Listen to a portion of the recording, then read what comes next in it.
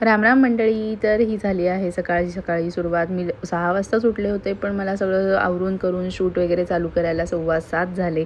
आणि हे माझी झाडं अशी थोडी अर्धमेलेली झालेली आहेत, कारण काही दिवसांपासून मी त्यांच्याकडे लक्षच दिलेलं नाही आहे. नुसतं पाणी घालते. कधी कधी पाणी घालणं झालं नव्हतं. असा हा सगळ्या घरात राडा पसारा पडलेला असतो पोरांचा. तो उठेपर्यंत परत सगळं आवरून नीट ठेवायचं, आणि ते उठलं की परत तेच करतात.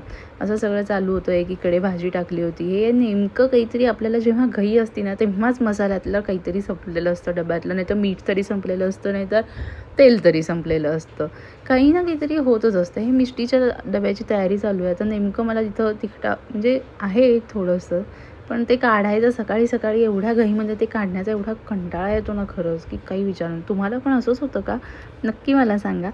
आणि चालू आहे अशी तयारी. आणि मधल्या काही काळामध्ये माझे व्लॉग्स किंवा शॉर्ट्स वगैरे काही आलेले नाही आहेत. ते का? कारण मी सांगते थोड्याच दिवसात, किंवा जसं मला होईल तसं मी पटकन पोस्ट करण्याचा प्रयत्न करते. इथे या लाल लाल मस्त मिरच्या ताज्या आणल्या होत्या आणि त्याचा ठेचा करायचा म्हणून असं ठेवल्या होत्या. आता मग मिष्टीचा सगळा डबा वगैरे झाला, तिला दूध वगैरे दिलं, तोपर्यंत मिहीर उठला. मग नंतर मिहीरची वेगळीच तयारी असते सगळी, त्याला खाऊ करून द्यायचा असतो.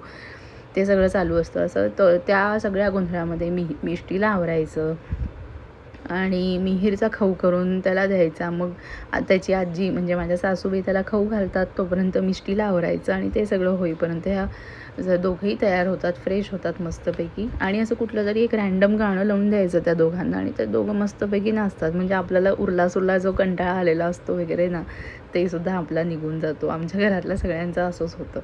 आणि शाळेत सोडायला जाताना आज मिहीरला सुद्धा घेऊन जायचं होतं. तोही मागं लागला होता, आणि मिष्टी पण म्हणत होती की नाही, आज मिहीरला घेऊनच जायचं काही पण झालं तरी.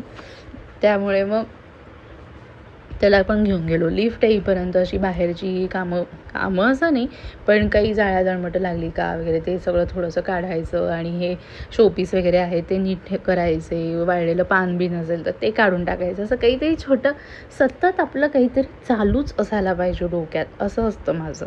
आणि मग असं तयार वगैरे होऊन आम्ही चाललो आहे तिला सोडायला. आणि मिहीरला कायम पुढं बघायचं असतं की दिदा आहे का नाही.